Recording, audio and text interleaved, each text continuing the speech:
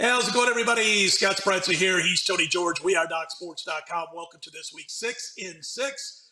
The upcoming weekend of September 24th, we're going to be talking about 3 college football games, 3 NFL games from a betting perspective, of course, as always.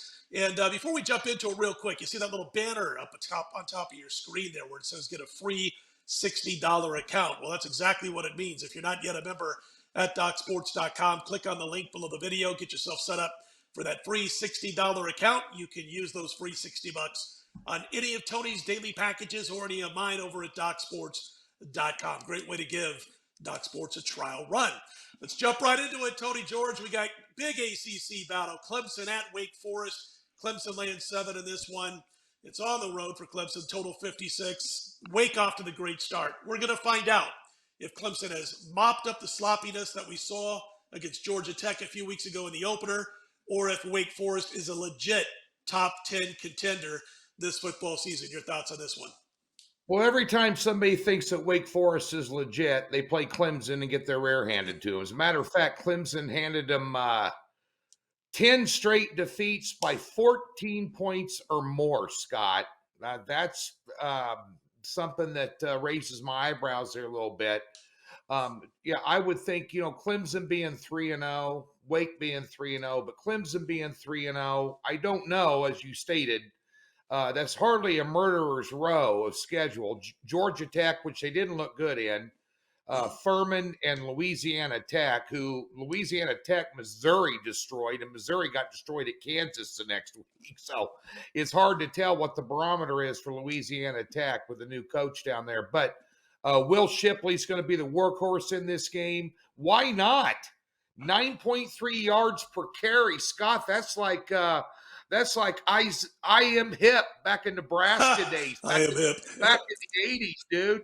That's crazy. But what I like in this game more than anything else, I like the total. I like over 55.5 here. I think there's going to be some scoring here. One thing about Wake is, even like last year, they were tearing it up, but they couldn't stop anybody. They gave up 36 to Liberty and 25 to Vandy. And they should have lost to Liberty, but I like the over 55.5 here. I think Hartman will have some success against Clemson's defense. I'm glad that he's back from the blood clots, and I think he's a better than average quarterback here, and I think they'll do enough to make it interesting against Clemson here. But at Dayson, I like the over in this game, Scott. Getting up to our next game, we're going to switch gears to the ACC. Scott, Tennessee, Florida. This one here, this is always a knockdown. I think College Game Day is going to be there. It's going to be a knockdown, drag out. Tennessee, I'll hand this to you, but the number 3 offense versus the number 97 offense. And recently you would say, well, that'd be in Florida's favor, but it's not. Yeah. I looked at this line. I was just, 10.5. I mean, you know what the line's going to be, basically, after we've been doing this for so many years. But it still feels weird when you see the Volunteers laying double digits in a game against Florida. I don't remember that happening in my lifetime. It's like you're clearing your eyes to see it again. You know what? Here's the thing about Florida. They were overvalued last week. They were in a tough spot. They were off 2 games in which they beat Utah at home. Minor upset, according to the point spread. And then, of course, against Kentucky, they lose a tough one in a game where there was a pick 6 that basically turned that game around. It's not for that pick 6 against the Wildcats. We could be very well talking about a Florida Gators team going into Knoxville with a perfect 3-0 record. But it did turn things around. It did happen. I'm not crazy about the defense. I think this Florida defense, Tony, has looked vulnerable, even though they've kept teams from scoring a lot of points thus far. They look at some point, they're going to give up some points. And that's what I think they're going to do here. But at the same time, I do think they can hang with Tennessee enough to hang this number. Again, it's 10.5. I think Tennessee gets the win, but I think it's going to be by about 7 points in this contest. I don't think they're going to blow Florida off the field, by a couple of touchdowns, which obviously you need to do to cover this number. Let's stay in the SEC. We're going to head to the house that Jerry built, Arlington, Texas, for Arkansas and Texas A&M, Tony. And A&M back in the win column after that loss to Appalachian State a couple of weeks ago. We've seen 2 quarterbacks now for the A&M Aggies starting this year, and neither one has been able to ignite this offense, so to speak. Your thoughts on the Hogs and the Aggies? Well, here, change the quarterback didn't help Texas A&M last week. They put up just a little over 260 yards against Miami, in their own house, which I thought they might do a little bit better than that. Miami's defense is okay, but nothing special. A matter of fact, in that game, Scott, they were outgained by 128 yards. Yeah. Arkansas's got the better quarterback. We know that. I'm not going to put a lot at Scott. And a lot of times in these games, you and I have been doing this 30 years each, even more. I think maybe we're right there at 30 years each. Yeah. But you know how many? I hate to say that's freaking 60 years, dude. But at the end of the day, scary. But at the end of the day, I'm not sold on Texas A&M this year, and you and I over these 60 years have seen games like Missouri State and Arkansas last week where they were just simply looking ahead. Absolutely. They weren't focused on Missouri State. You did not get Arkansas's best effort last week. And Missouri State's a team that went in a couple of years ago to Missouri and almost beat them when they were like a 25-point underdog or something. That's a good FCS school. At the end of the day here, I'm going to take Arkansas. I'm leaning Arkansas on this one. I know it's in the home state of Texas, and trust me, Arkansas travels well too. Oh, yeah. There'll be plenty of Arkansas stands in that stadium. And I'll lean Razorbacks. This is a small lean. We're not putting grandma's bonds on it, But at the end of the day, I think Arkansas going to go in there, and I just think Texas A&M's a little bit of a hot mess right now, Scott. Based on what I saw last week, and they really got outplayed in a game they won. Kind of like the Kansas City Chiefs did last Thursday. They got outplayed by the Chargers, but sometimes at the end of the day, you end up winning games through sheer attrition and mistakes. And I think that's probably going to come to light here this week. And I think you're getting a really good number here, Scott, just because of the way that Arkansas played last week. I really think that's the case in this one here. Let's switch gears to the NFL, folks. And another week of somewhat carnage in the NFL. Some very surprising results last week, Scott. A lot of grabbing defeat from the jaws of victory with huge leads and some head scratchers for you and me both, I'm sure. I know, and I speak for myself, but I've known you long enough. There was a couple of them were sitting there going, what was that? Oh, my God. But at the end of the day here, we got some great games to talk about. And the first one up here, I'm going to give you, let me pull up my notes here. Ravens and Patriots. Speaking of grabbing defeat from the jaws of victory, you got the Patriots here, +3, total 43.5. Better defense in the NFL, getting points at home. Baltimore dead last in yards allowed on defense in the NFL. And Scott, I'm trying to remember a time when that stat held any water. Baltimore last in allowed yards on defense in the NFL. And, of course, the Patriots coming off a win last week. Your thoughts here? Yeah, and the Patriots were actually a little bit more dominant than the final score would indicate in that game against Pittsburgh. They played extremely well on defense. Part of that, though, is, the Steelers' offense is nothing to write home about. I'm watching that game. I had the Patriots on a free video that I did at Doc's last week. I didn't have any action on that Baltimore-Miami game, but I was kind of tuning in towards the end as they were up there. I watched the Lamar Jackson, 70-yard run or whatever. They go up 35-14. And I like guys, Tony, that will gamble on themselves. And that's what Lamar did. He didn't sign the contract. He's doing an Aaron Judge. He's like, I'm going to bet on myself, and then we'll talk contract. And I like that. And Lamar's, he's a really good guy. So you root for a guy like that when you're not betting against him. And so he kicks it into gear and has that 70-yard run for a touchdown up the middle. And great blocking by the line, and they're up 35-14. And I'm going, wow, Miami's defense really getting exposed. I blinked my eyes twice in the next 2.8 seconds, and all of a sudden Miami's winning the football game.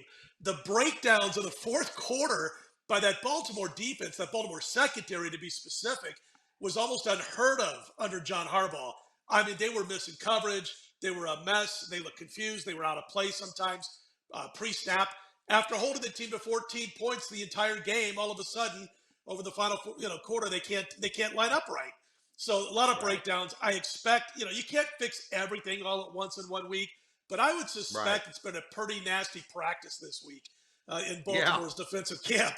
So I think you're going to see both of these teams playing well on the defensive side of the football. And Tony, I like under 44, under 43 and a half in this one.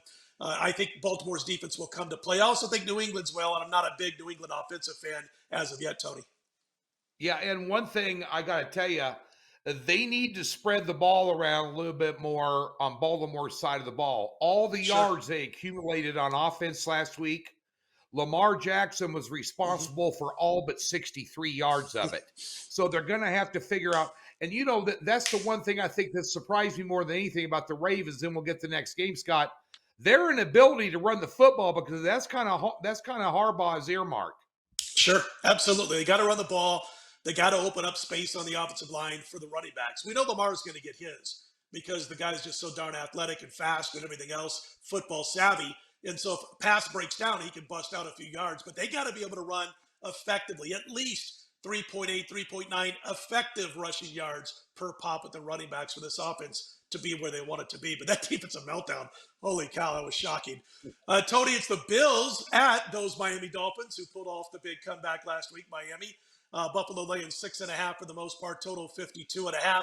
And Tony, man, Buffalo has looked perfection personified through the first couple of games. Miami's well coached for the most part. They turned that horrible New England performance into a week 1 win. Then, of course, last week's comeback that we talked about. Has Miami proven enough to you yet through these first couple of games? And does Buffalo have enough weaknesses? Of course, we're betting numbers, not teams, most of the time. But again, divisional home dogs have been fantastic over the years. And that's what Miami is. Can you bet? Can you walk up to the window or go on your phone app and bet against the Buffalo Bills right now? It's hard. It's a double-edged sword, Scott. And you brought this up last week in the Red Rock video. Divisional home dogs. They're crushing it for the most part. I don't know what they went last week, but they were 16-2 headed into last week against the spread. I had New Orleans last week. It was my only NFL loss. That was a home underdog, divisional home underdog. But that was my only loss last week in college and pro combined. And I was just going to say real quick about that was a 3-3 game until things got pretty ugly post-tackle on one play. And we'll talk about that in the next game. We're going to talk about the Pack in Tampa Bay. But it was 3-3 well into the fourth quarter when that took place. Yeah, hey, I was with you, although I got a 6-point cushion because I used the Saints in a damn teaser. Nice. With Green Bay, and they just completely ruined my day. But that just defensively, they played good. Jameis Winston looked like he was wearing a Bucs uniform again, turning it over every 5 minutes. We'll talk about that. Yeah, we'll talk about that. Yeah, we'll bitch about that in a second. But at the end of the day here, two things. Number one is Miami is not going to experience a defense that broke down like they did last week against the Ravens, because the Buffalo's defense, and I said this week 1, and I said it on week 2 on our day. Scott and I both do daily free pick videos on this YouTube page here, folks. Be sure and watch them. But after that Rams game, Buffalo, I said they took a flag, stuck it in the Rams logo, and said, we're the best team in the AFC. Come get you some. Can't wait to play Kansas City October 16th. And they did it again this week on Monday Night Football, Scott. That was the number 1 seed in the AFC playoffs, folks, last year. The Tennessee Titans, they put them over their knee and gave them a behind-the-woodshed ass kicking they still are feeling. And they look unbeatable. However, I think the Tua and Hill connection has panned out better than I thought it would. I thought a lot of Hill's success was because of the fact Patrick Mahomes could buy more time in the pocket and is a little bit more creative as a passer than what Tua was. And I thought he may have to take a step back in stats. Scott, he hasn't. You know, speed kills. And they got a good tight end there. Tua's playing great. They're extremely well coached. These two are combining for 63 points a game this year offensively. This is the number 2 and number 3 offenses in yards in the NFL, and close to scoring as well. So I'm going to take the over. I think the Bills defense will do enough they'll probably win the game. I'm not willing to go against a home divisional underdog right now, but I think it's Sure. going to be one of the better games of the weekend. I think it's going to be higher scoring than most think, and I'll go ahead and I'll take that over number, currently sitting right at 53. Now let's get to this one here. Packers and Buccaneers. This is going to be a hell of a game. The line now is Bucks -1. It went down from 1.5, total of 42. Last time we saw Brady and Rodgers together on TV, they were golfing out in Vegas at the Wynn against Mahomes and Allen in the made-for-TV golf event. I don't think they're going to be that friendly this weekend, Mr. Spreitzer. I can tell you that. What do you think about this? The battle of heavyweights here. Yeah, and we mentioned, the Buccaneers are not going to have Mike Evans. I liked what he did, by the way. He went in there and stuck up for Brady when Lattimore was kind of talking trash, and Brady was talking trash right back. But you don't want your Super Bowl potential leading quarterback who's won so many rings fighting with that defensive back, especially at 45, 46 years old. And I like the way Mike Evans came in there, and he's just like, step aside, my friend. I'm gonna jump in between for you here. And he got crazy at Lattimore. Well, now he's suspended for a game, so we'll see if that Tampa Bay offense can operate with him on the sideline. I will say this, man. I'm watching that game last week, and again, it was 3-3 well into the fourth quarter. And over those final, let's say, 10 minutes of game time, Jameis Winston completed more passes to Tampa Bay jerseyed players than he did when he played for Tampa Bay. I mean, my gosh, he was horrible.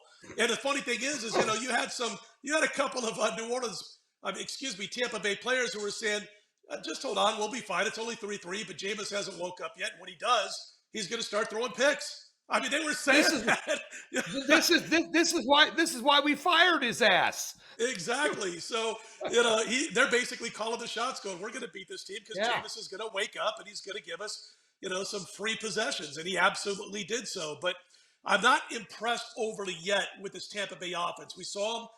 They went up against a banged-up Dallas team that offered no resistance when it came to when Dallas had the football. So Tampa Bay should have had plenty of chances on offense to do damage.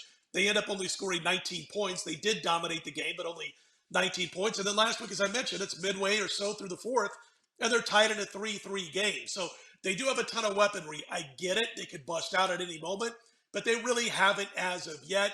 And as far as the Packers, week one, sloppy game to open the season, just like they did last year. Last week in week two, I've got them against Chicago. Let me say that again. It was against Chicago. Okay. So the Bears to me are the second worst football team in the NFL. And the Packers were able to score 27 on them, but it wasn't like the offense was gelling or, over the top impressive. And, Lazard back on the field certainly helps Aaron Rodgers, but he's got young guys. He's got to wait for them to make moves rather than assuming where they're going to be and throwing the pass early like he always likes to do. And it's probably going to be that way for a couple of more games. I know the total's low at 41.5, Tony, but that's the way I'm going here, is the under between the Pack and Tampa. And the Pack are going to be a big, big teaser play at the books this week because they're getting 1.5 or so now, some twos out there. That'll be teased up by a lot of folks, maybe even yours truly by the time the weekend comes. But again, my thoughts are on the under in this one, Tony. And I agree with you. One thing that Tampa Bay's been successful at this year, especially in their first game, was running Fournette. And you saw how Montgomery ran against the Packers on Monday night. They still can't stop Grandma at Costco with a shopping cart, as I like to say. Teams that can run the football, and that offensive line and that running game, if Tampa Bay's coaching is smart, and they're making millions of dollars to coach that team, and you and I are chucking picks out the window here. So maybe they're smarter than we are, but you better, if Tampa Bay runs the football successfully, Brady can have a good day passing the ball. Now, I know Evans appealed that one-game suspension, so right now, until word gets back from the arbitrator, he might even be in the game this weekend, depending on how long. Well, I did think I heard – I could be wrong on this, Tony, so I'm just going to throw this out there because it could be wrong. I thought I heard on Wednesday morning, we're doing this Wednesday, 1 o'clock Pacific time, but a couple of hours ago, I thought I heard that the NFL was upholding the suspension, but I could be wrong. Okay. So everybody just, check it out before you plunk your money down on that game. Tony could be absolutely right.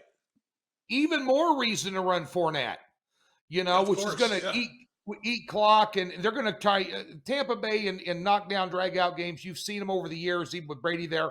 when they get into a slobber knot game, they like to eat clock and control the line of scrimmage. And I think they'll do a good job. That lends its way to the under. I did want to mention, folks, because Scott Spreitzer, although he's a dear friend of mine, is way too humble. You're looking at two guys right now that both cashed 7-unit picks last Saturday in college football. And Scott, I told you at Red Rock last week I was making a move on Penn State. True. And You did. they got it done. And I had Maryland on my card, and I know you had a big one on Maryland. The Terps, they made it interesting for a while. But at the end of the day, a win is a win. I was going to text you during the Maryland game, but I thought you might be having a near-death experience like I did the week before with Tennessee. But we have another 7-unit pick this Saturday in college football, folks. And dating back to last year, I've hit 16 out of 19 6 or 7-unit picks in college football. And that's a hell of a run. And we're looking forward to, we haven't had a losing weekend yet in college football, the first 2 weeks here of the full season. As a matter of fact, the entire season, we've always turned a profit, even with the 2-2 card last week.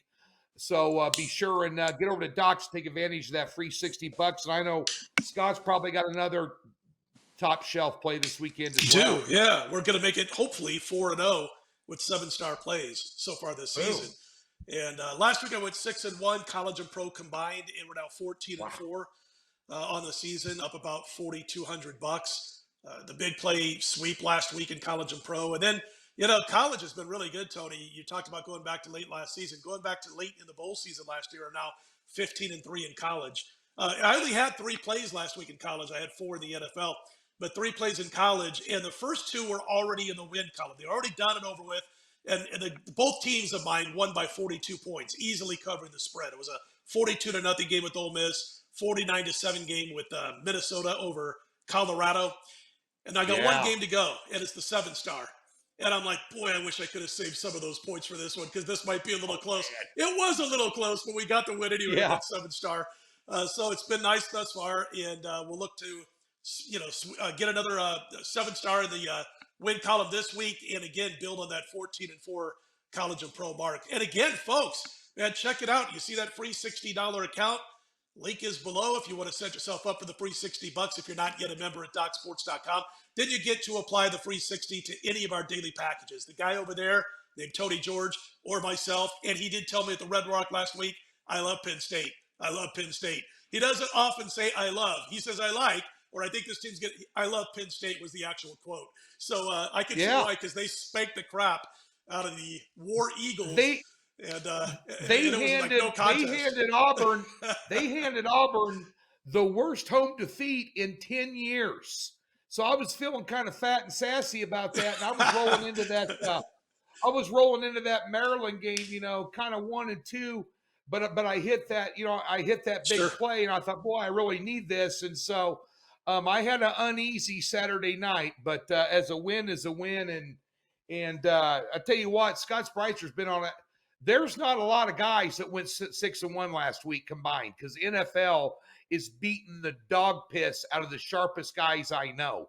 One of the sharpest guys I know went 0-5 in the Circa contest last week, and a guy I know that placed in the top 10 in Circa last year went 1-4.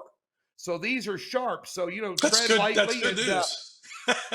For us. Tread lightly and pick us both up in college. And until I get my head out of my ass in the NFL, just use Scott. There you go. I'm sitting at 8-2 right now in both contests, the Circa and the Westgate, which awesome. You could fall apart and fall on your butt and never get back in it.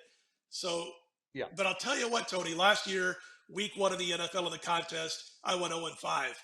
And the thing you can't do anymore, man, you have like more than 2 1-4s or 0-5s because of all of the amount of entries in these contests. And you're basically hoping for top 20 money because you're almost out of the mix already. I mean, are we going to hit 75% and win these contests? Probably not. It took a 65% year out of me to get in the top 20 a few years ago at Westgate. Legitimately hit 65% and I finished 16th. Real nice money. I ain't bitching. I ain't complaining if that happens again.